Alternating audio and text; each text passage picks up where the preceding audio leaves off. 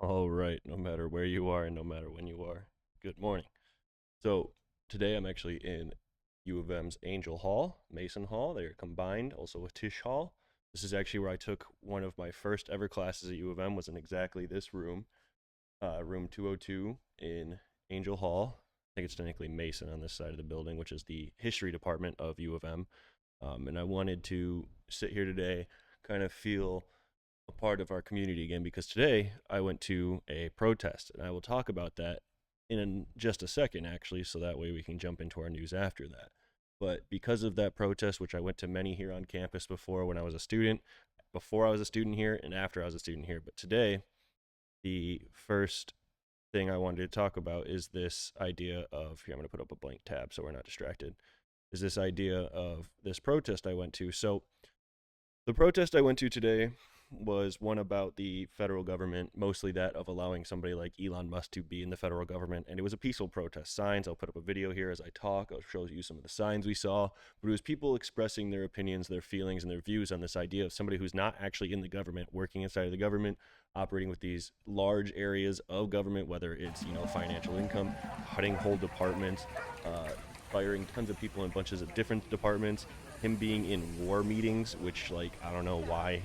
I mean, other countries are trying to denounce his citizenship, like Canada, and it's just an odd thing nonetheless. But I wanted to share that I was there today because it's a point to remember. No matter what age you were, I started going to protest when I was in like late middle school, early high school. They're in Ann Arbor all the time. People can express their opinions in a way that is awesome and a way that is through the legal protections of our United States of America Constitution, which is really important. Our Bill of Rights bluntly lays out we have the right to peaceful protest. So I want to let you know about that, and that's why I'm in Mason Hall, because after I left the protest, I was like, I'm going to go film a news video. Let's talk to the kiddos about what's going on. So I want to start off with a positive, local, fun thing. Tigers, swing of the season. So we played two real games 2 days ago and yesterday, and we have our third first season game today. Now, we did lose both games. The first game we lost by one. That one was a heartbreaker.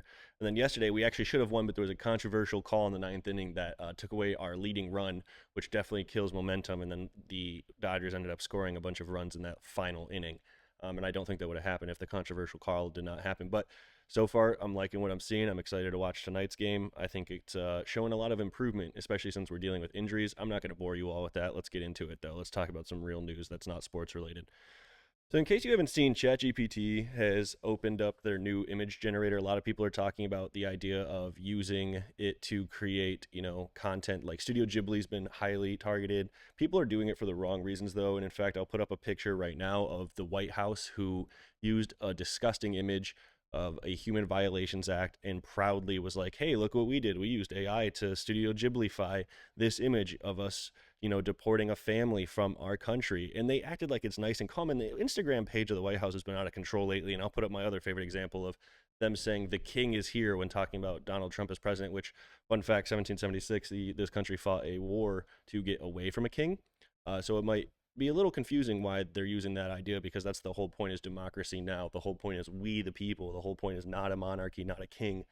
So yeah, the White House has been on tip. But ChatGPT is starting to blur the lines between copyright images. Now, here's the thing. I don't care if $1 billion industry like The Simpsons or other companies are upset that people are creating images that are in their likeness. We've been doing that forever. My issue is pay a real artist. Don't use GPT. Don't use AI in general. AI art is stealing from real artists. It's taking money out of the pockets of real artists, and it's. I'm sure you've heard all the talking points, but it is very frustrating to see how willing people are. Now, here's what I see: people above my age have a hard time telling what AI is. So on Facebook, we see all the older generation being like, "Oh my gosh, I didn't know this could happen. Oh my gosh, I didn't know dogs could hold knives and chop vegetables." But it's obviously AI generated video, or they see images like this, and it is really interesting to see how they take it as real, and they don't see the issues with using it. So if they figure out how to use it, they're using it. My age, I think we're the ones actively fighting against it, as well as the generation below us, the Zoomers. I think they understand, but they're also Zoomers are kids, and there's people in my age group that are uneducated around this topic, so they don't see the harm, or they just bluntly don't care, which blows my mind. And then Generation Alpha are genuinely still very young children, so they definitely are understanding the impact of it. They're just hearing the discourse online between people about should they use it, should they not, is it good, is it bad, what's going on, how do we know if it's real, it's fake. So there's a lot of talking points around this, but I just want to remind us that it's not real art. It's stealing art from real artists. But here, I want to talk about something serious super quick because most of you are going to tune out probably around this story. I see your watch times. So I want to show you that NASA put out a video showing us just how much things are changing in our ice sheets around the world. We hit a record low in places like Antarctica as well as the Arctic itself. So you can see this is last year, 2024. It's going to, melt, refreeze. That's normal, but it's about how much is melting compared to how much is refreezing again. It's important to understand we've lost quite a bit of our seas. Now, quick reminder, this is how global climate change works. When people say global warming, they're like, well, it's getting colder. Yes, when the ice caps are melting, then putting more cold water into our oceans, which is are then rising and causing places like Venice and Florida to flood and experience more hurricanes on average. We also are going to see the temperature changing due to the water evaporation, spreading it further. It's climate change. It's not just global warming. Yes, the planet is actually factually getting hotter, but it is global climate change. So I wanted to bring this to our attention as always. As you all know, I care very much about our environment. So now let's talk about a serious story that's goofy, and I'm going to use a goofy example to explain it. So a member of Congress recently introduced a bill to get rid of OSHA, which is here. This is how it best to explain OSHA. OSHA is the agency that assures safe and helpful and healthful working conditions in work areas. So in other words, making sure ladders are up to date, making sure people have the proper equipment they need if they're scaling buildings to build them, things that keep us safe. And an Arizona congressman, Andy Biggs, wants to get rid of OSHA in Arizona. Here's the thing. Nobody is co-sponsoring this bill, which means others do not agree with him, but we did have Clarence Thomas of the Supreme Court justices say he actually agrees that there are some things in OSHA we should peel back and get rid of and make them a less strong agency. This applies to all agencies and federal departments that are being taken away from right now. Imagine this. I'm going to use a really interesting example to explain this. When you fire a bunch of people from the Department of Education or the Environmental Protection Agency, or now if you did the OSHA thing, there's less eyes checking on how people are doing their jobs. Are they doing it well? Are they doing it effectively? There's less eyes going about, oh, I spotted this problem. There's going to be less opinions and less voices and less perspectives, which we all know even in every area of life is majorly important. But imagine it like this.